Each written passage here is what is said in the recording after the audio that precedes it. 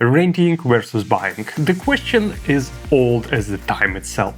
I believe it's Socrates who said, I know that I know nothing, but I know that I'm not paying 4% interest rates on 30-year mortgage. In today's video, I want to discuss this question. How do you answer on this question? How do you think about this question? And my personal experience as a person who rented for basically most of my life and who bought a house a couple of years ago. I'm gonna separate this video into two parts. First part is a financial decision and second part is an emotional decision. And in my opinion, both of these parts are equally important. In this video, I'm gonna talk about the Netherlands specifically, but most of the general tips I'm gonna give in this video are applicable to anywhere in the world. So if you're watching this from Antigua and Barbuda, I got you. Let's start with the financial part.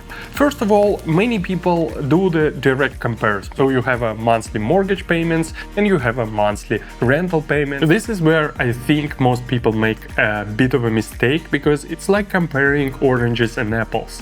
It's two completely different payments. What you need instead is something called cost-benefit analysis. So how much you're paying for something and how much return on the investment you're getting back from these payments. A few things that play a big role in this comparison. First is a time frame. How long you're going to be living in this house, how long you're going to be renting. Second thing is unrecoverable costs. Unrecoverable costs, it's basically the costs that will never be recovered back to you in both cases. And in terms of rent, it's usually your rental payment and also could be insurance and taxes if you have them with rental. And with owning a house, it's usually more payments. It's a mortgage, interest, it's insurance and taxes again.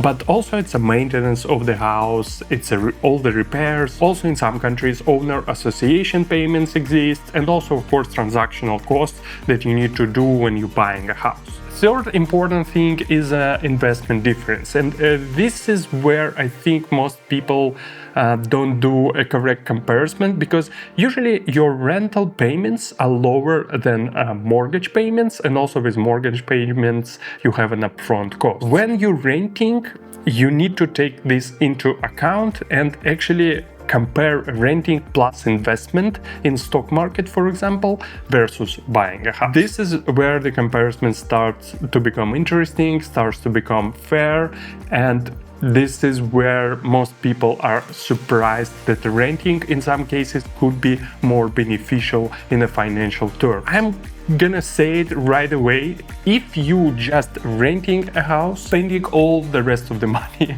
on the cafes, restaurants, entertainment, or anything else, whatever you spend money on, then you compare it to mortgage.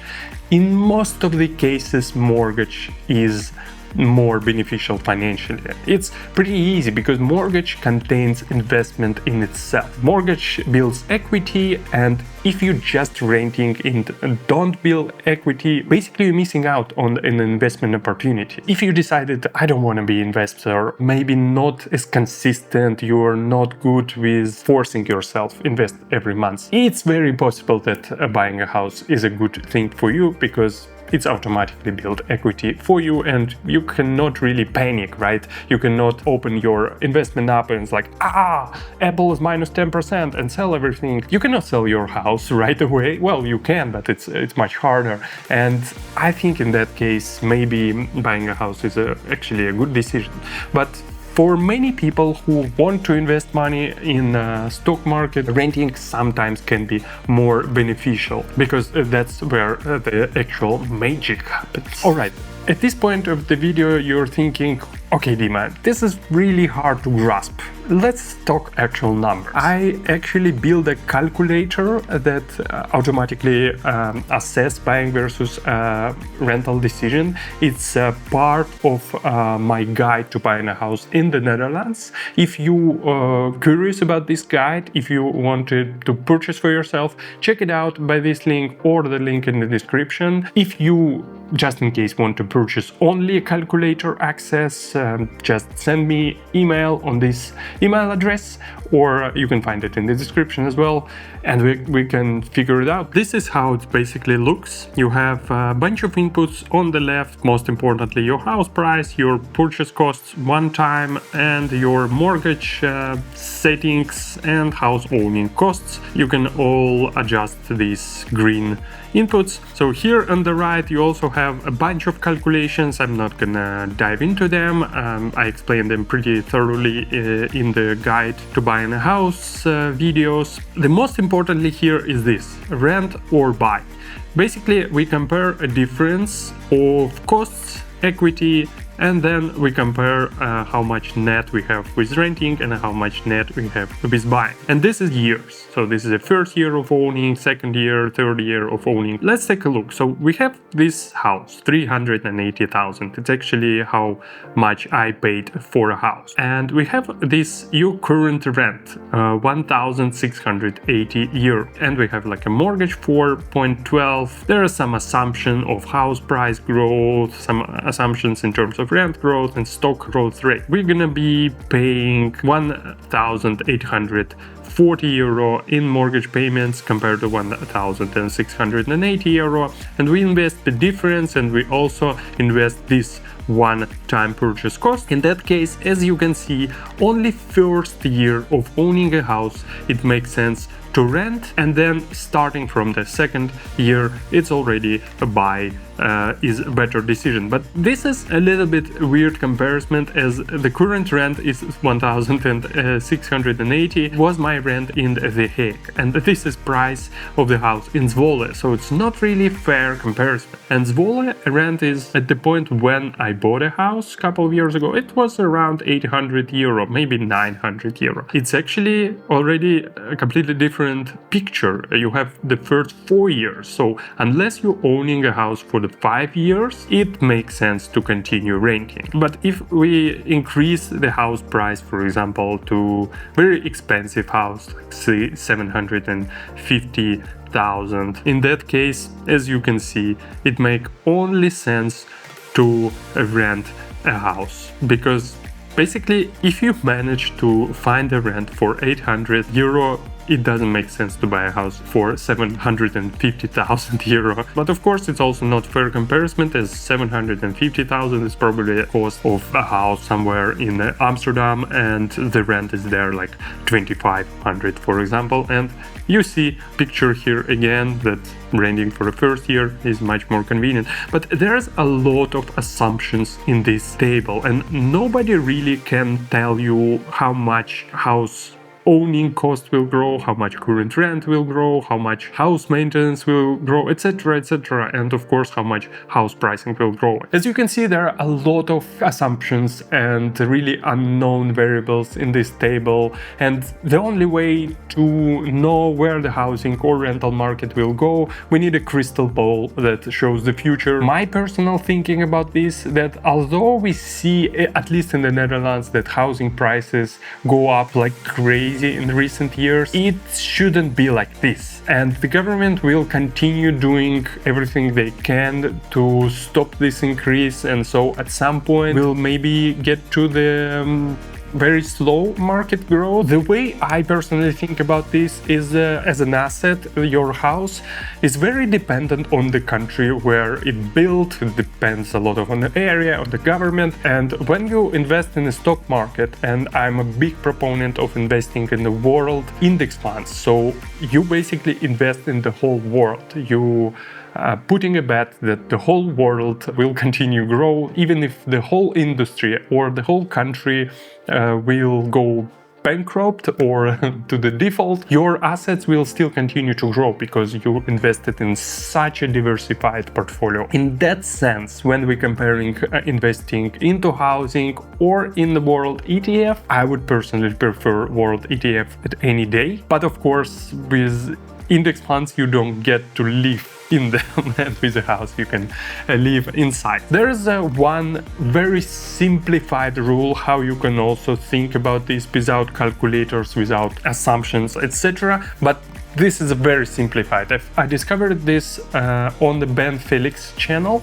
He's a Canadian investor and he talks a lot about buying versus renting. I'm gonna put a few of his video in the description if you're curious to learn more. His video is more nerdy, more financially deep, but this rule is actually very simple. It's called 5% rule. So you take a value of the house you're planning to purchase. You multiply it by 5% and you divide it by 12 months. You get a certain number. For example, if I consider my house is 380,000, we gonna multiply it by 5% and divide it to 12%, we get 1,583 here. If I could find the rent that is lower than this number, then the renting is usually financially beneficial for you than buying. It works the other way as well. So for example, if you have a rental, you can multiply this rental by 12 months and you can then divide it to 5%. If you can buy a house lower than this price, it maybe makes sense to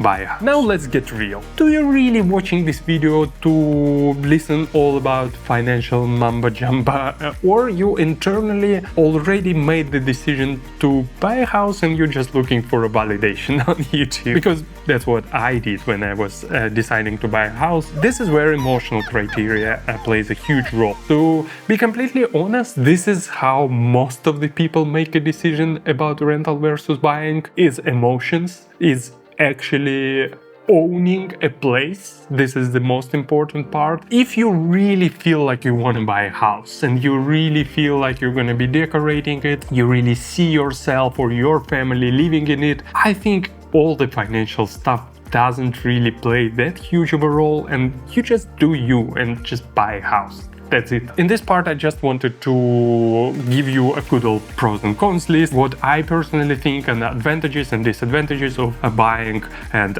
renting a house. The pros is, of course, first, freedom to change whatever you want in the house. You can demolish the walls, you can hang the portrait of the King of the Netherlands on the wall, you can install the sauna, you can do whatever you want with your house. And with a rental, it's very limited. Maybe they will allow you to hang the portrait of the king, but that's probably it. Another thing is, if you want to live in more suburban areas, for example, you have kids and you want them grow up in more calm environment, somewhere outside of city, in these areas, at least in the Netherlands, and I think in many countries, it's usually very hard to rent. It's mostly houses here, for example, and houses are rarely on the rental market, but just let me show you something. Check this out. So let me bring you a little closer and let's check Zwolle, the city where I live. We check rent, and here you go. This is the area where I live, and as you can see, for rent, there is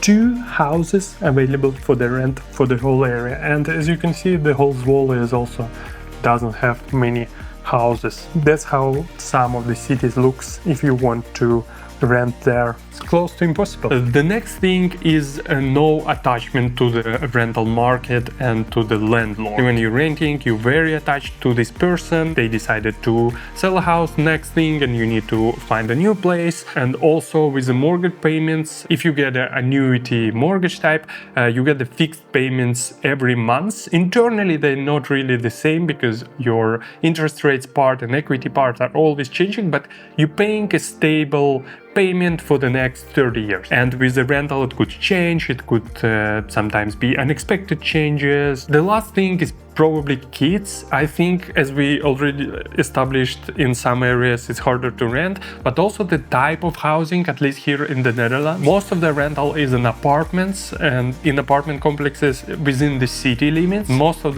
what you can buy is row houses or detached houses, depending how much money you have. For many people, I know that raising kids, for example, is better in the house. That's why people prefer buying it, because they can't really rent, or renting a house may be too expensive compared to apartment. So kids could be a factor. In terms of cons of buying a house, as we said, that it's good that you can change anything, but you're also responsible for everything in this building. You cannot call your superintendent or landlord and ask to fix something. As my experience goes, you always have to do something. It's either small renovations, it's fixing something, improving something. You have a lot of space, a lot of like thinking what you can do with the space, etc., etc. So you're always in this mindset doing something around your house, and it's really hard to get out of it. And with apartments and with rentals, it's much easier. So if you don't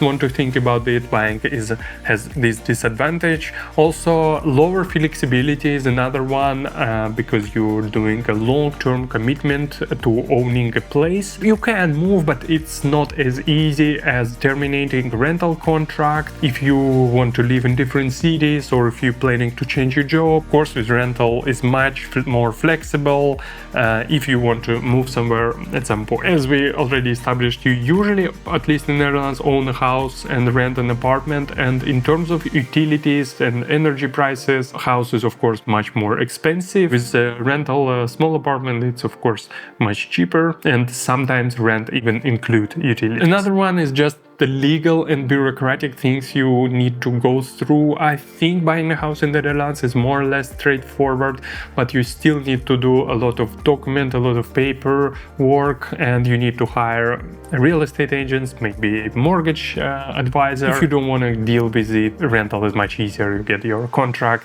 they check your documents, and that's it. As we discussed, market volatility or housing crisis can directly hit the market, and you don't know where it goes. You can just easily terminate the contract and move somewhere cheaper. This house, you cannot do it. And of course, higher initial costs when buying a house compared to rental. So if you don't have any money saved up, it's gonna be harder. In some places, it's even more harder than in the Netherlands, because you need to put upfront down payment. Another downside that is, I think, maybe only applicable in the Netherlands, it's impossible to rent out your house while it's on a residential mortgage, because you need a different type of mortgage. If you decided to move somewhere, or you want to spend a couple of months in a year in a different country, you cannot really officially rent your house. Your mortgage contract forbids it. So the only way to start renting your house is get the permission from the bank, which is, as far as I know, it's impossible, or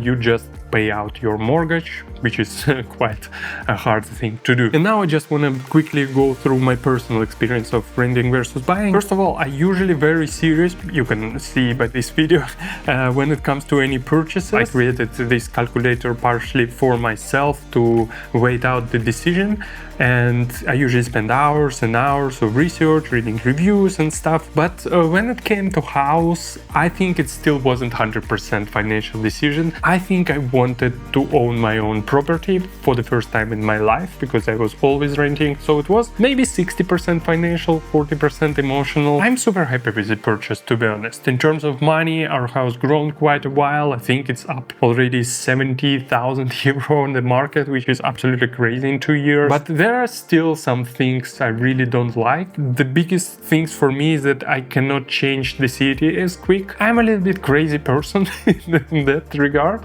You may notice it by my YouTube channel. I like to view my life as a huge experimentation. I like living in different cities, doing different stuff. If I wanted to move to another city right now, it's not as easy to do. And suburbs can be awesome, especially if you have a family, but you can also get tired of them, especially if you don't have kids. They can be a bit boring, to be completely honest. And also, what I hate is maintenance and repair. I don't really enjoy doing things around the house. And also, it's related to backyard as well. If you don't make it nice, you don't really want to spend time in your backyard, because there's a lot of overgrown. It's not nice. It's not as cozy as you would like it to be. And also, this house turned out to be very big, too big for us, to be honest. It's 128 meters. I haven't been on the third floor, honestly, for 3 or 4 months. I don't know, there's nothing for me there. I have my living room, I have my bedroom. I don't need much. It was an experiment, and it was a good learning that we actually need a much smaller space, at least while we don't have kids. I wouldn't change anything as it happens, but would I buy a house with all the knowledge I have today? I think the answer is no. No, I would continue renting, yeah, even if it was financially not beneficial for me. I like this flexibility. I like smaller apartments. I like modern apartments, which is usually quite impossible to buy. It's usually you have to rent them. I also started missing a big city a little bit. Yeah, that's what it get me, buying a house in the Netherlands. But that's it. I hope this video wasn't too convoluted and too long. I just wanted to share my personal experience and how I think about this question. If you're serious about buying a house, don't forget to check my guide to buying a house in the Netherlands by this link or a description below. Don't forget to subscribe to the channel, give it a thumbs up, check my other videos about housing in the Netherlands. I have a playlist, and see you in the next one. Doei.